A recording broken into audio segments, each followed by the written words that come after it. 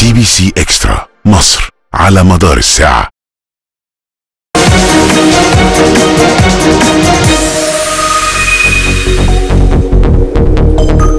مشاهدينا الكرام، أهلا بكم في هذه الفترة الممتدة لجولة CBC إكسترا الصباحية.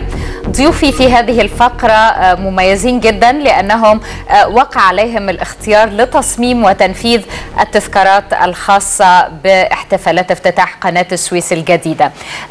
أحب أعرفهم. أبدأ طبعا السيدات أولا، أستاذة لميا خليل وأيضا الأستاذ سمير فوزي، مصممي مشغولات فضية، وهم اللي قاموا بتنفيذ أو تصميم وتنفيذ الدبابيس الخاصة بافتتاح قناة السويس، وأهدوني هذا الدبوس. بشكركم جدا.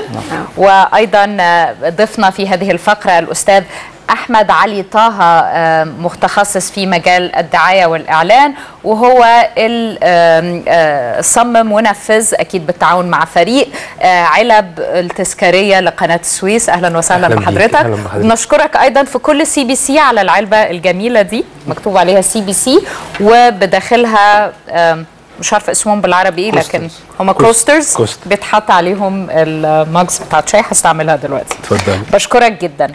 ابدا معاكم في البدايه، ازاي وقع عليكم الاختيار لتنفيذ الدبابيس؟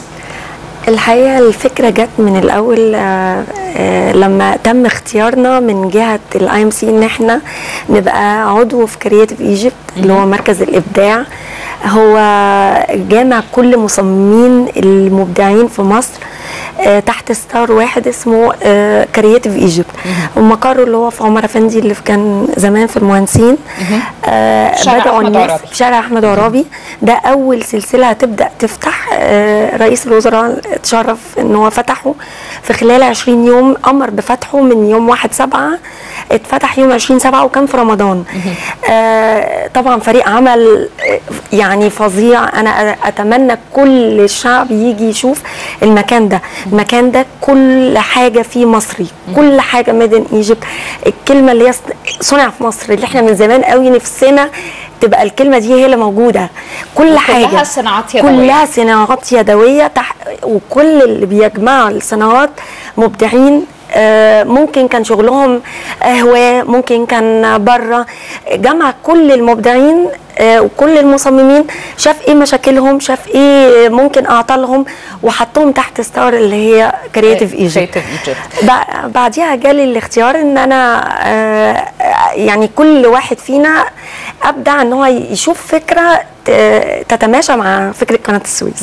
من هنا جت الفكره. انا عارفه انه حضرتك وزوج حضرتك استاذ سمير فوزي بتشتركوا مع بعض في تصميم المشغولات الفضيه. جات لكم الفكره ازاي يا استاذ سمير لشكل الشعار نفسه؟ الحدث الجلل اللي احنا عايشينه تحديدا في اخر اسبوعين، كان نفسنا نشارك زي اي عامل حفر القناه دي، زي اي فرد من افراد القوات المسلحه، ان احنا يبقى لينا دور ايجابي في نحط بصمه للتاريخ. فكان نفسنا في رمز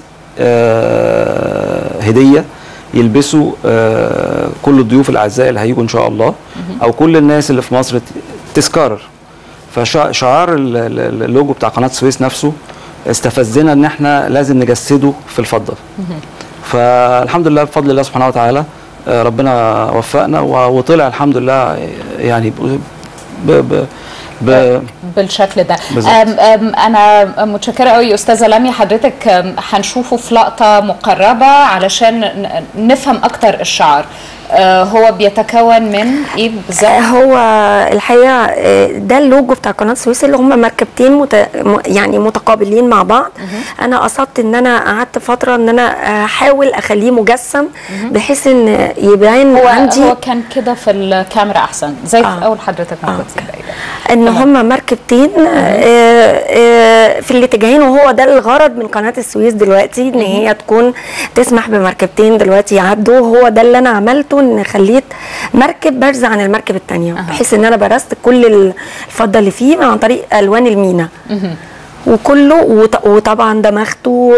عايزه اقول يعني عايزه اشكر فضه وقدام من المينا 925 ودي مينا ملونه. مينا ملونه. بيتكلف قد ايه دبوس زي ده؟ كمبلغ هو بالنسبه للشغل وللوقت اللي احنا فيه اعتقد ان هو يكلف يعني ملايين. امتى كقيمه يعني هو اخذ مني لغايه ما وصلت للوزن المطلوب حوالي 8 جرام، وسعر الجرام السعر المعروف لينا.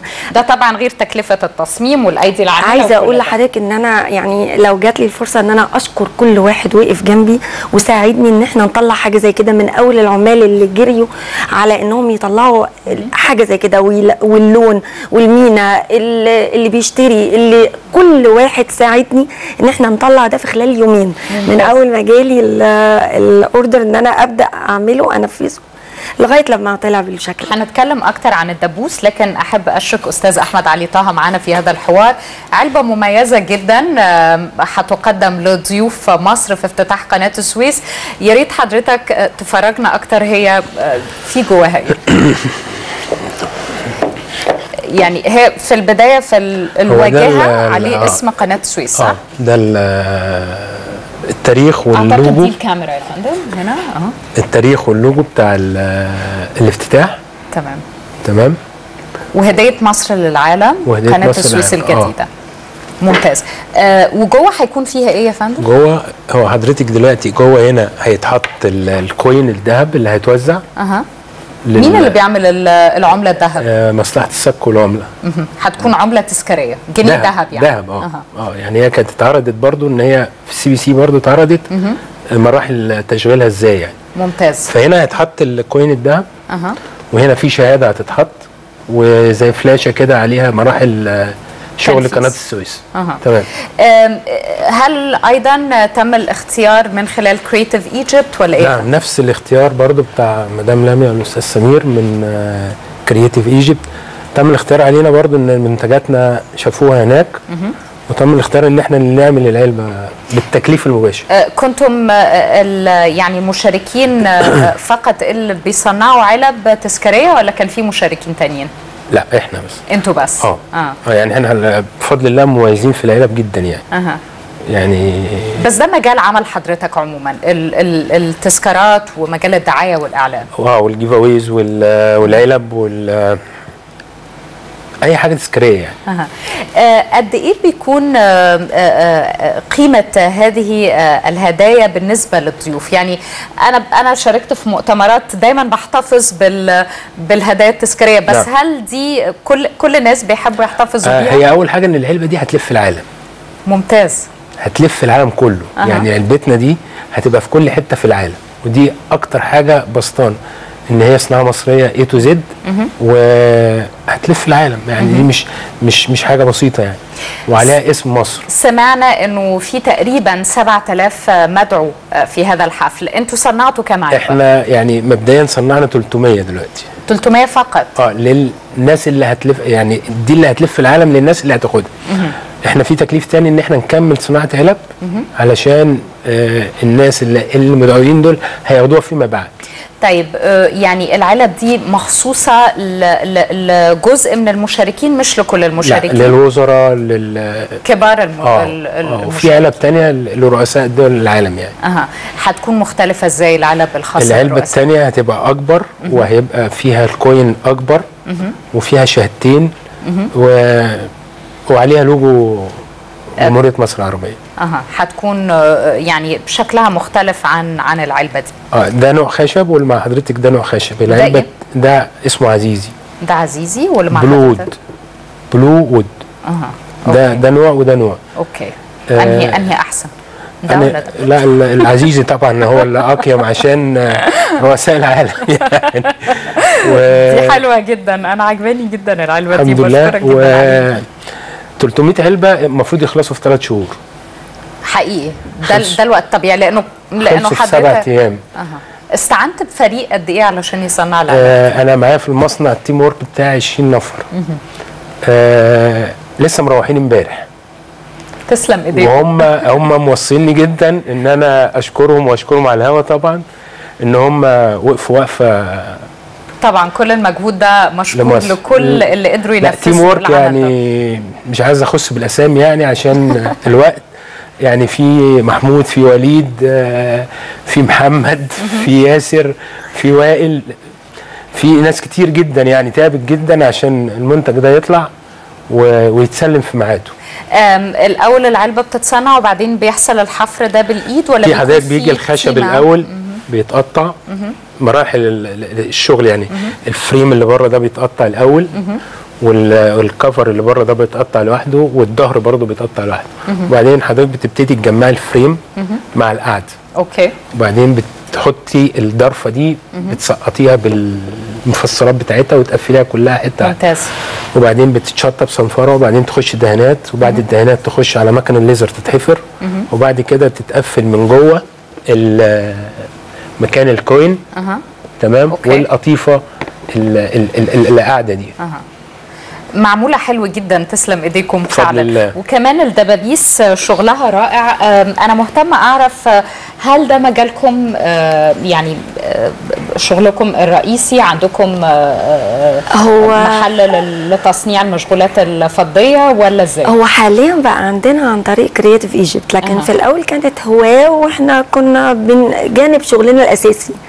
لكن الموضوع تطور من بعد موضوع كرياتيف ايجيبت ان هم بداوا نظهر يبقى في شو روم لينا ومن خلاله تم اختيار الدبوس ده وكانت فكرته بصراحه حلوه جدا. هو كنا قاعدين اول ما بدا الرئيس يعلن عن افتتاح قناه السويس قال لي انا بفكر ان احنا نعمل شعار اللوجو بتاع الاول، نعمل شعار نعمله دبوس يلبسوه يوم الافتتاح الوزراء، وكان نفسه يدعو ان هو الرئيس يلبس. الحقيقه كان نفسنا اول واحد يلبس الدبوس ده معالي سياده الرئيس. هو اكيد ده وصل له اكيد. بس اشرح لي استاذ سمير، انتم عندكم كذا طريقه للبس الدبوس. في البدايه الدبوس بيتحط على الناحيه الشمال زي حضرتك لو في اللبس الرسمي في المناسبات الرسميه، وفي كذا طريقه انتم عاملين بيها الدبابيس علشان تتلبس على حسب. هو معمول على شكل بروش بالنسبه للسيدات، ممكن يتلبس بروش. اوكي. وعلى شكل الدبوس زي ده يتلبس للرجاله. وفي طريقه ثالثه احنا عاملينها از جيفت هديه في علبه قطيفه شيك، دي بتقدم لكبار الضيوف. وحجمها هيكون اكبر يعني؟ لا ممكن نفس تتحط في البيت مثلا على ستاند او حاجه كده؟ نفس هو الحجم واحد بس معمول على 3 اشكال. اوكي. هو التكليف كان جاي كده بالطلبات دي يعني. صنعتم قد ايه لحد دلوقتي؟ حوالي 200 واحد ولسه في مطلوب طلبيه ثانيه. يعني انا عندي واحد من ال 200 من ال 200 انا حاسه ان انا محظوظه جدا النهارده. الحمد لله. بس هو اجمل ما في الموضوع بصراحه روح الفريق اللي الاستاذ احمد كان بيتكلم عليها. روح الفريق المصريين جمال قوي، اما بيتلموا حوالين حدث بيبقوا جمال جدا، بيشتغلوا بروح. بالمناسبه اللي ده معمول بالتكلفه، احنا مش بغرض ربح ولا تجاره. ما هو كل اللي بيشارك في الحاجات دي بيكون الدافع الوطني اهم. والناس مش عايزه فلوس، يعني العمال اللي اشتغلوا في الموضوع ده مش غرضهم فلوس، وقعدوا وسهروا من اجازه العيد، قطعوا اجازه العيد ونزلوا علشان خاطر المنتج ده يطلع. احنا نفسنا نقول لمصر تحيا مصر. شكرا على المشاعر الدافئه، وبالتالي ده شعور كل مصري بيشارك في حدث كبير زي كده. لكن 200 دبوس فقط والاحتفال بعد بكره وعدد المشاركين كبير. هل هتصنعوا اكتر؟ هو فعلا متكلف مني ان انا اعمل 200 تانيين وطلبوا امبارح ويتسلموا النهارده. انا عايزه اقول لحضرتك ان انا جات لي رساله الساعه 4:30 الفجر، مدام لميا احنا خلصنا 100 وال100 التانيين في خلال ساعه هيتشطبوا. لان طبعا مراحل المينا دي علشان تثبت على الفضه لازم كانت في الوقت العادي في شغلي الفضه العادي كانت بتاخد في يومين، لكن احنا اتعملت في يوم. انا مش عارفه ازاي، ايه اللي حصل، اتعملت ايه، عملنا ايه. انا يعني اللي افادنا موضوع الحر بتاع الفتره اللي فاتت افادنا في حاجات كتير كمان. يعني هو خلى المواد رغم الحر يعني الحاجات دي المفروض تنشف، بتاخد لها وقت عشان نشفان. فالحر ده هو اللي نفعنا يعني بفضل الله. طيب كويس جدا. علشان كده الناس اما بتقرر تعمل اي شغل في بيتها بيكون في الصيف علشان بتكون الظروف الجويه بتساعد. مظبوط. ده فعلا حقيقي يعني مش كلام. يعني لو الحاجه دي في الشتاء ما كانتش هتخلص. لا ما كانتش تخلص في الوقت ده. في الشتاء فعلا ما كانتش تخلص في الوقت ده. المفروض الهدايا دي تتقدم امتى؟ لحظه وصول الضيوف للمطار، ولا هتتساب في الغرف الخاصه بيهم في الفنادق، ولا ايه؟ على ما اظن انها هتتسلم في وقت الافتتاح. في وقت الافتتاح ده على ما اظن يعني. يعني بعد كده بتسلموها للمراسم واحنا ان شاء الله النهارده هم دلوقتي يعني بعد ما نخلص ان شاء الله هم هيستلموا العلب دلوقتي وهتطلع على رئاسه الجمهوريه في المراسم، وان هم اللي هيحطوا الكوين وهم اللي بيرصوا حاجتهم بقى، مش احنا يعني. اوكي. بس انا عايزه اسال حضرتك، لو مطلوب من حضرتك تعملي مجموعه اضافيه او دفعه اضافيه، ازاي هتخلصوها؟ وفريق العمل بتاعكم بيتكون من كام شخص؟ الحقيقه انا بدات اول ما الفكره جات لي كان لازم ان انا عملت العينه الاول يدوي. برضو اليدوي دي كان المفروض تقعد 3 ايام، لا انا خلصتها في يوم، وبناء عليه عملت اسطمبه عشان اقدر اطبع منها كميه كبيره. ممتاز. الاسطمبه خدت مني المسافه معينه والمكان معين والمقاس معين بحيث ان انا اقدر اطبع منها اي عدد ممكن. لكن هنرجع بقى ان طباعه المينا لازم تبقى يدوي. ففريق العمل هو مرحب جدا، ويعني قالوا لي باللفظ احنا ممكن نعمل حوالي، امبارح قالوا لي كام، احنا ممكن نطلع لك 2000 قطعه في اليوم. قلت لهم اعتبر ده وعد. انا بقول على هوا هم لو سامعيني. ربنا يديهم الصحه ان شاء الله ويقدرهم يعملوا كل ده. ازاي بدات يعني بدا حبكم للتصميم والمشغولات الفضيه بشكل عام؟ دي هوايه من زمان قوي. يعني تناسق الالوان او تصميم حتى بيتنا احنا اللي مصممينه بنفسنا ومنفذينه بنفسنا، لان هوايه الديكور دي الحمد لله يعني.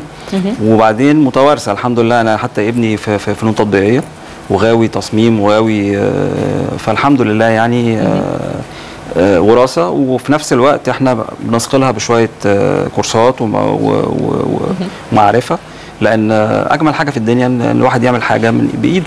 طبعا. وفن، يعني فن جميل. حضرتك كنت بتقولي لي قبل الهوا انه العيله فيها مصممه حضر. اخت حضرتك. اختي هي كانت فنون جميله وكانت متفوقه جدا في المجال ده بصراحه. انا بشهد هي اللي علمتني رغم ان هي اصغر مني، بس هي اللي علمتني ازاي بعض حاجات تتعمل وتتحفر في الفضه. ولاسباب دراسيه سافرت ايطاليا واخدوها هناك وبقت دكتوره هناك في ايطاليا. من احسن المدارس اللي كانوا بيعلموا بصراحه. هي كمان عامله معانا مع مصر ان هي بتاخد ورش عمل من مصر بتعلمهم هناك وتحت اشرافها وتحت اشراف الدكاتره الايطاليين، فعامله ربط ما بيننا وبين ايطاليا. واختي كبيره برضو، يعني احنا عيله نفس بتحبوا المجال ده.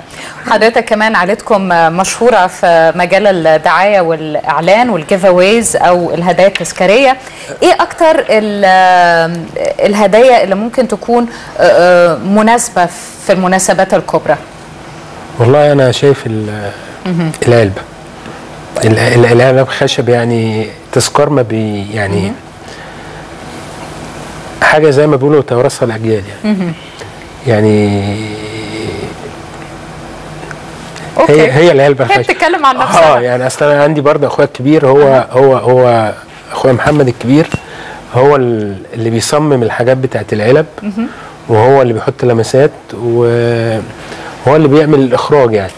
احنا بنشكركم جميعا، كل الفريق اللي شاركوا في صناعه هذه الهدايا التذكاريه. الحقيقه انا وضيوفي اللي ما زالوا بيشرفونا هنا في الاستوديو كنا معجبين جدا بفكره العلم. و استاذ احمد علي طه عنده نظريه انه لخامه العلم ممكن تكون ايه، لانه مسافه طويله جدا وهتكون على مسطح مائي. دي حضرتك هتبقى مصنوعه من خامه اسمها بانر زي البلاستيك كده، الميه تشيلها يعني.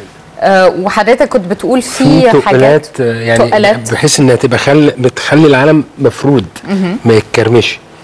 اوكي. انا عايزه افتكر اسال زميلنا كريم ازاي هيقدروا ينجزوا المهمه دي، واكيد هنتابعها على الهواء. غالبا نزلوا في الميه بتاع كيلو او 2 كيلو. هو العلم مسافه طويله جدا، 5 كيلو، يعني بتتكلمي في 5000 متر. مسافه كبيره جدا جدا طبعا. 5000 متر يعني كتيره جدا طبعا، وانجاز برضه. بس طبعا هو ظريف جدا ان احنا قاعدين بنشوف كل النماذج دي، كل حد عايز يشارك باي شكل في الحفل وبرضه في معلومه كنت عايز اقولها لحضرتك، ان في الاخر الهدايا اللي هتتقدم خشب وذهب وفضه بس. هايل.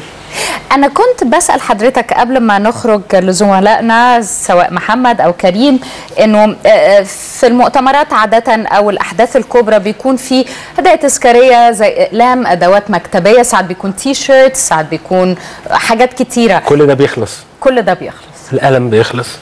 التيشيرت بيقدم. أما العلبة دي هتتحط في الدولاب بتاع الهدايا. مش مش هيتشال. يعني انا بقول لحضرتك خشب، ذهب، فضه، هم الهدايا اللي هتقعد طول العمر، كلها حاجات قيمه جدا. ما هي دي اللي هتعيش. يعني احنا بنتكلم في الخشب مدام لميا واستاذ سمير، فضه، والمصلحه سك العمله، الكوين الذهب. في حاجه تاني هتتحط؟ انا ما اعرفش. انا ما هم دول بس. هم دول اللي هتقدموا هدايا، مفيش غيرهم يعني. مدام لميا كانت بتتكلم من شوية على يعني فكرة كريتيف ايجيبت. هل حضرتك شايف انه ممكن من خلال مثل هذه المبادرات يمكن تشجيع الصناعات اليدوية بشكل اكثر؟ انا متحمس جدا لكريتيف ايجيبت ده. حاجة مش يعني مش في اوروبا حتى. يعني انا شفت كتير وسافرت وبتاع. ايه المميز فيه؟ حضرتك يعني ايه تو زد في كريتيف ايجيبت ده اللي انت عاوزاه كله موجود هناك، وكله هاند ميد وكله صناعه مصريه. زي ايه يا فندم؟ انت حضرتك عاوزه ايه؟ يعني في اثاث مثلا؟ في اثاث ومعمول هاند ميد. في ملابس؟ في لا ملابس غالبا لا. في اكلمه، في حاجات بتاعت الخياميه، في ازاز معمول يدوي، فخار وفخار، وفي الاباستر اللي هو الرخام الالاباستر اللي بينور. رائع. يعني ورسم على الخزف، كل حاجه، ولوح مرسومه بالايد، كل ده هاند ميد. يعني بس احنا نستمر والمصريين يشتغلوا بقى. ومكان عمر افندي القديم في شارع احمد عرابي، يعني هل يستوعب كل هذه الصناعات؟ يعني في كم، هو اصلا كم بوث او كم مكان مختلف للمشاركين؟ ده هم فتحوا اعتقد المرحله الاولى اللي بدات نص عمر افندي، لسه في دور فوق، ولسه في مساحه تانية خلفيه لسه ما اتفتحتش. المفروض ان هي يعني على مدار 15 يوم اخرى هتتفتح. وكل المعروضات بتكون نماذج فقط من المشاركين بيقدروا يصنعوها طبعا.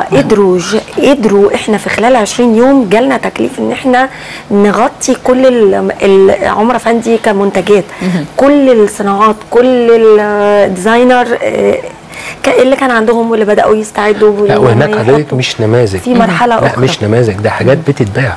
لا اقصد انه مش كل المنتجات موجوده في المعرض، يعني حاطين يعني علبه واحده. لا تشكيله علب وكوستر وفريم وحاجات كتيره، يعني كل اللي عنده حاجه معروضه. لا مش سامبل، لا لا كله معروض. هو مساحته ممكن تتكلمي حضرتك في 4-5000 متر.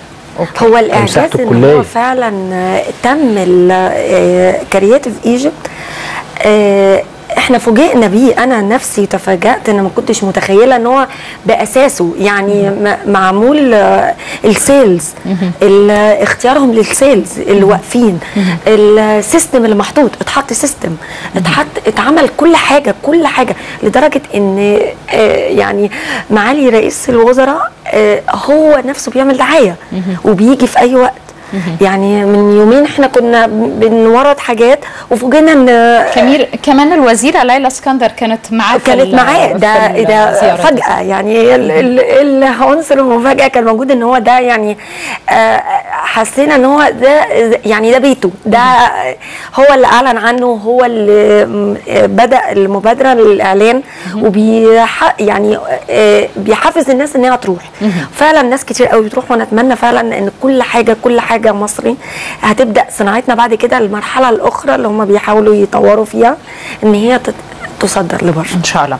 استاذ سمير، يعني هل انتم اما وقع عليكم الاختيار كان في ناس تانية بتتنافس بنماذج او تصميمات مختلفه للدبابيس اللي هتتوزع في حفله قناه السويس؟ لا لا لا لا، هو الموضوع الفكره جت عرضناها على كرييتيف ايجيبت تيم، وجات الموافقه بان احنا ننفذ الفكره، والمعروضات اللي الحمد لله بفضل الله التصميمات بتاعتنا اللي احنا عرضناها هناك هي اللي خلت فيه ارتياح بيننا وبين الكرييتيف ايجيبت، على اساس ان هم واثقين في الفينيشنج بتاع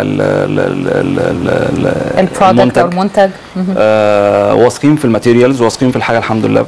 فهم بناء على هذا يعني الحمد لله هم اللي دعمونا في الموضوع ده. يعني اللي احنا محتاجين نفهمه اكتر من حضرتك، هي كرييتيف ايجيبت انطلقت فقط للترويج لمنتجات تروج لقناة السويس ولا لمنتجات اليدوية بشكل عام؟ كرييتيف ايجيبت هي الحفاظ على الهوية المصرية. في منتجات مصرية كتير قوي على في مختلف ربوع مصر كانت تكاد تكون هتندثر. كرييتيف ايجيبت احيت من شلاتين وحلايب، الفرافره، الواحات عموما، الصعيد جوه، حتى هنا في مصر الخياميات والحاجات اللي هي اللي بتتعمل يدوي. الناس كانت ابتدت تيأس لان الناس كلها اتجهت للاستيراد. كرييتيف ايجيبت بتحاول تزرع بذره الهويه المصريه لتصديرها في الخارج، ودي حاجه جميله. والناس ممكن اي شخص يروح يتفرج على الحاجه ويشتري من هناك، يعني هناك منفذ عرض وبيع. احنا من هنا بندعو حضرتك شخصيا انك حضرتك تروحي تتفرجي بنفسك، وبندعو المصريين اللي بيحبوا مصر فعلا يروحوا يشوفوا كرييتيف ايجيبت، هينبسطوا وهيحسوا ان مصر فعلا ابتدت تنطلق. أنا بشكر حضراتكم جدا، الأستاذ سمير فوزي وأستاذة لميا خليل اللي صمموا وأشرفوا على تنفيذ الدبابيس أو البروشات الخاصة بافتتاح قناة السويس. بشكر أيضا الأستاذ أحمد علي طه وهو صاحب هذه العلب، قناة السويس الجديدة اللي هيكون فيها العملة الذهبية وأيضا أشياء أخرى تذكارية خاصة بقناة السويس. بشكركم جدا. شكرا ليك، الله يكرمك، وشكرا على وجودكم معنا طول الوقت. ونحن نشكركم مشاهدينا الكرام على المتابعة. ابقوا دائما على CBC Extra لمزيد من التغطيات. أنا ألقاكم بعد نحو ساعة من الآن في الجولة الاقتصادية.